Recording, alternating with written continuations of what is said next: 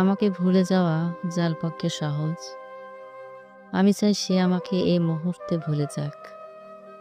আমার সাথে কথা না বললে যার কিচ্ছুটি যায় আসে না, আমি চাই তার সাথে আমার আর কখনো এই কথা না হোক।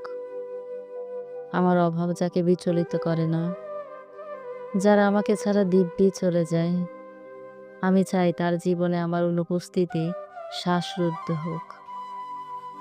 আমার অভিমান, আমার কান্না, আমার নির্ঘুম রাত, যাকে বিন্দু মাত্র স্পর্শ করতে পারে না, আমি চাই তার আঙ্গুল কোনোদিনও আমার আঙ্গুলে স্পর্শ না করুক।